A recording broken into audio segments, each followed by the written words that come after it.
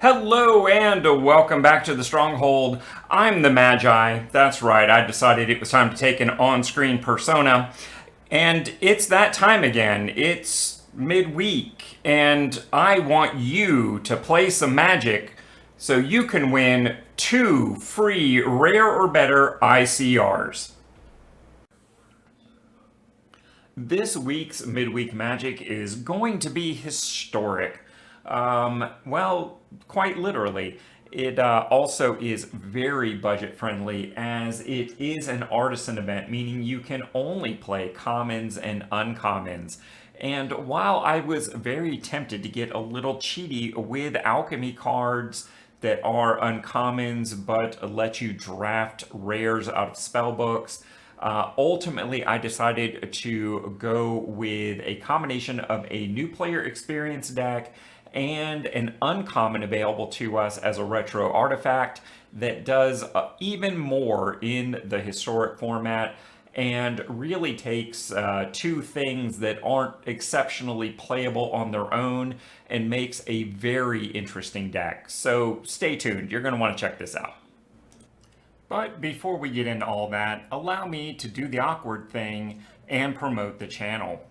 A while back, one of my viewers was kind enough to point out that we are the only channel putting out timely midweek magic content.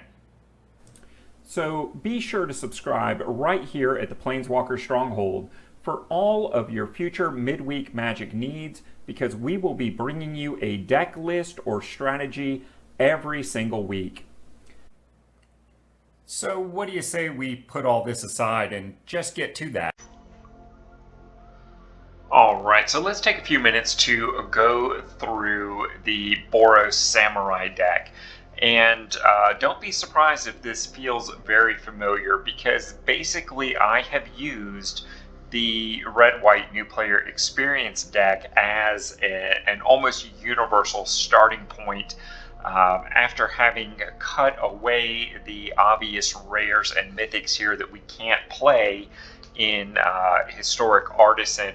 I have added back in some additional copies on things like Kumano, Play with Fire, Reinforced Ronin, and the Exemplar here. Everything else I think should be pretty much card for card what was going on in there.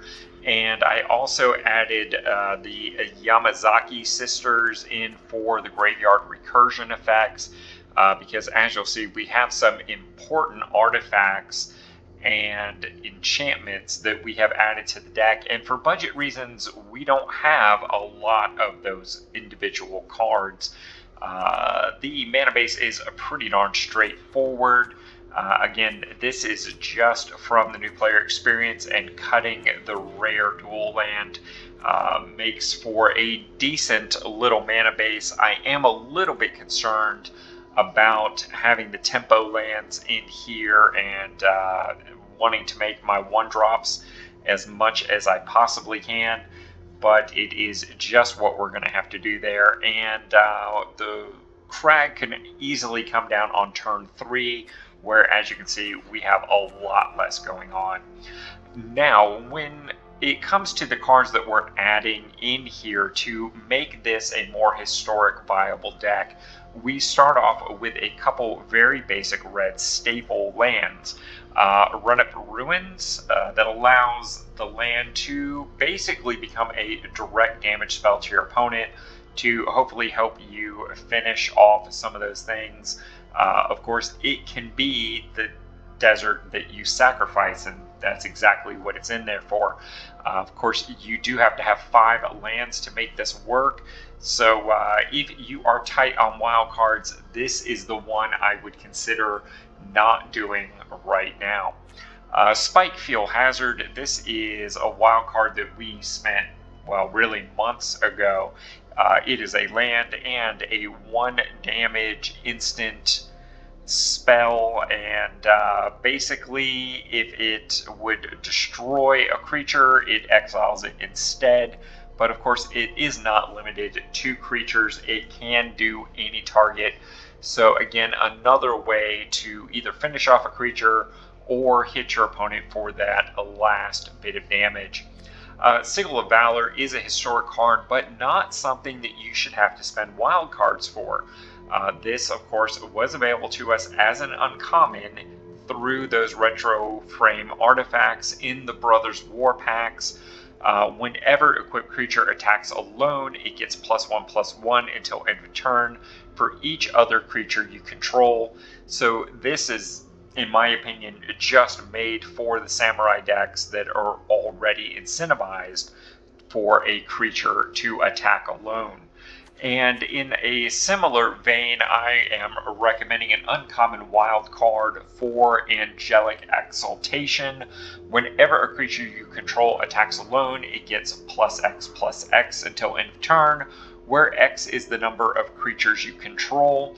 Notice that is the number of creatures, not other creatures you control. So even if you just have a board state of one creature, you're still going to get a bonus out of this. This card, of course, fits very nicely into the Samurai deck, and there are also some very nice mono white builds using things like Healer Hawk and also Ginger Brute for a Voltron build, in which this fits very, very nicely. This is not a card that you're going to use in every single white deck, but it does open up a specific type of archetype similar to what we're doing here with Samurais, and is well worth your consideration.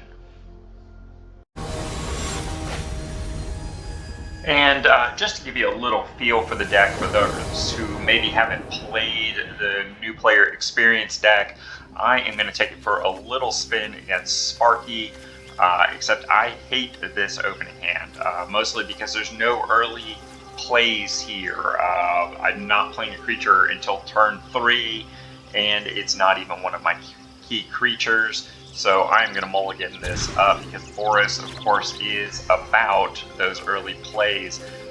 This is a much better looking version. I am going to keep this, and honestly, I think I'm going to throw back a mountain here for better or worse. We'll lead off with a Kamano and see where it goes.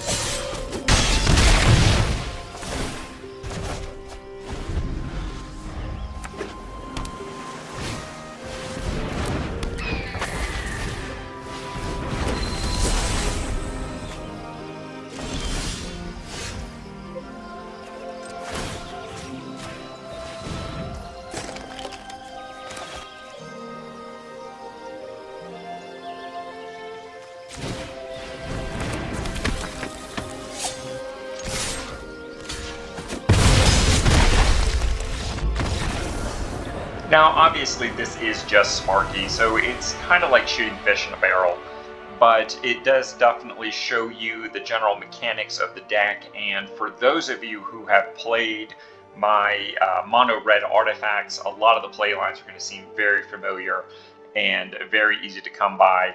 This is a little bit more of a mid-range aggro, so it really starts to come online turn 4 or turn 5 and do very, very well there, which is kind of nice against that historic meta right now.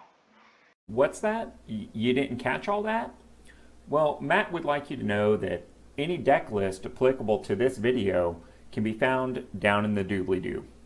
Hey, let's not forget, the whole reason to participate in these totally free midweek Magic events is the prize support is awesome. And don't forget, if this video gets just 10 likes by 8 p.m. tonight on the day of release, I will be live playing this on my Twitch channel. And with all that having been said, don't forget, smash that like button like Ronnie J would. And until next time, I'll see you in the arena.